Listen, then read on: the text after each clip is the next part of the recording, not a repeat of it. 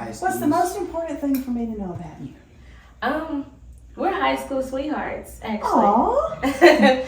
We actually met playing basketball. Awesome. You still play?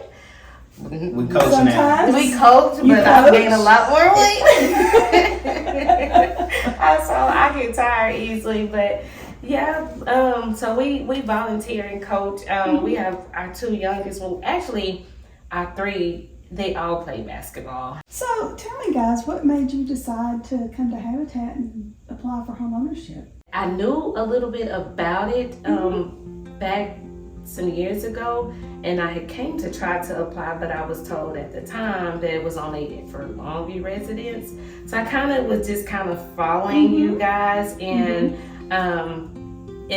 I've also heard like how you all like work in the community. Like it's, to me, I like the whole give back thing. I saw that, and I've seen houses and stuff, and so I told him I left my email. I don't even remember who it was with, because it was the meeting, I think it was somewhere downtown in Longview somewhere. And I had left my information, and I ended up getting the email, just kind of, I just kind of kept up through that way. And so when I saw that it came open, I was like, let's try again. We can try again. And I told him, I remember one time our pastor had prophesied to us, and he told us that he saw a house for us.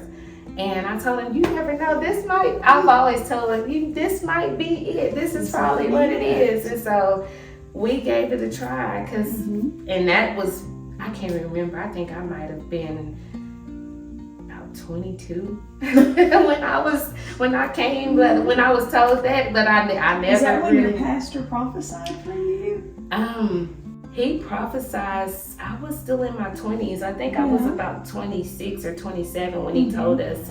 And how old are you now? I'm 35. Yes, I'm 35, but I've been kind of following you guys since then. I feel like that would really help us out a lot, especially with the way prices and stuff are with things.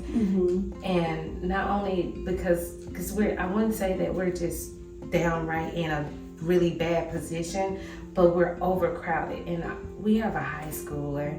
He's in a room with his kindergarten brother. That's rough. And that's rough for everybody. Yes, it's kindergarten, 5th grade, and then 9th grade. So it's a bunch of arguing that takes place. I get it. There's a bunch of age gap right there, and it's just, right now that's all the room we got. So just had to do what we had to do when when all the prices went up on everything. We was actually staying in New London, and we had 3 bedrooms and 2 baths, and we got a letter one day, and they called and they was like, hey, we want to come check out the house and look at the house or whatever, which it was the owners and the landlord or whatever. So we like, okay then, cool. Like, I guess there's going to be an inspection. And I was like, well, anyways, I need them to check the hot water heater out, because it always goes out, and I have to pay somebody to come get it back going. So they come and they look at everything. They was like, man, we amazed. Like, y'all keep the house so nice and everything. And then he was letting us know, like, hey, I'm not gonna charge you rent this month, but we're gonna sell the house. Y'all gotta find somewhere. Gotta go. So you lost your house. Basically. And so then you were out trying to find somewhere to live in today's inflationary prices. Yes, and And everything. so you're in a 2-bedroom now? Yes, ma'am. yes, Okay. and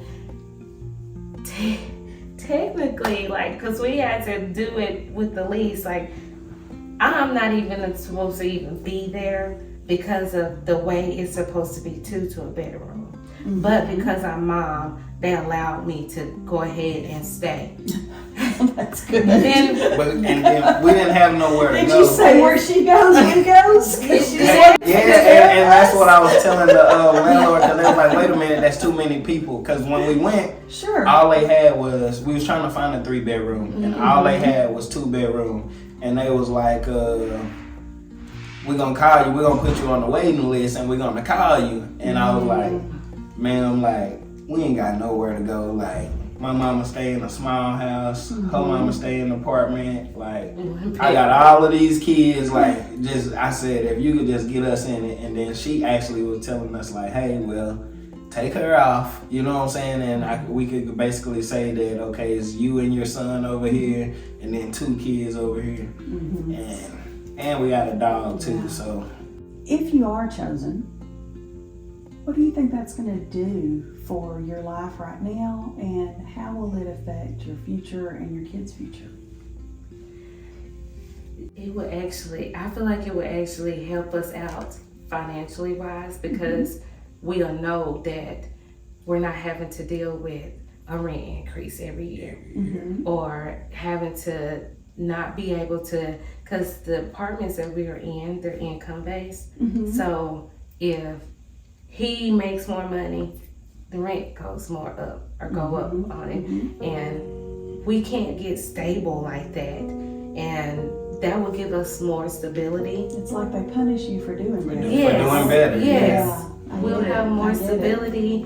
With the room for our kids, they can actually grow in the direction that they actually want to grow in, instead of like, okay, I want to be like just like my brother and everybody, just being a reflection of each other or a shadow of each other. They can actually kind of just branch off Their and own be their own. individualism. Sure. But most importantly, it will be ours. Like, we'll be able to pass it down to our kids. It could be a family home.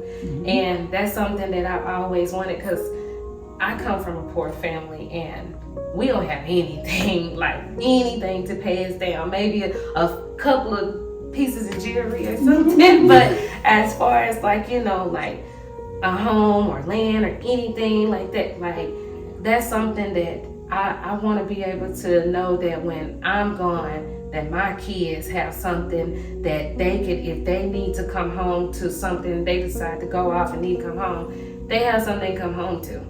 And I never had that. I had to always keep trying to, you know, push to keep going. It's paycheck to paycheck, hand to mouth every month, isn't it?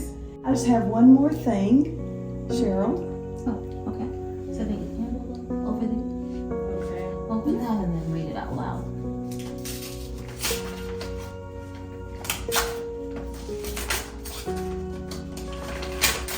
So your fingers not hurting. He's nervous. I think he's nervous. Congratulations, you're on your way to becoming a homeowner.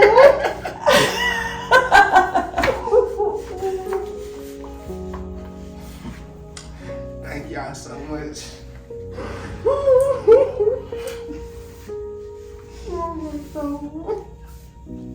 That's crazy. Congratulations. Thank you so much. Polish up your elbow grease. You're going to be building a house soon. Gotta tie your hair up, baby. I just don't know. I just feel like, Lord, you didn't bring us this far to let us down.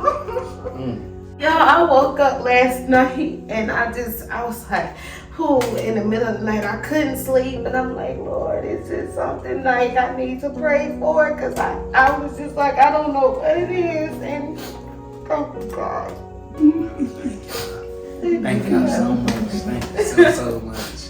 You guys, a lot of people say we have arrived. This is just where it starts. Your whole new future starts right here. Yes. And I have every confidence it's going to be amazing for you and your boys. Congratulations. It's not easy to get through our process. It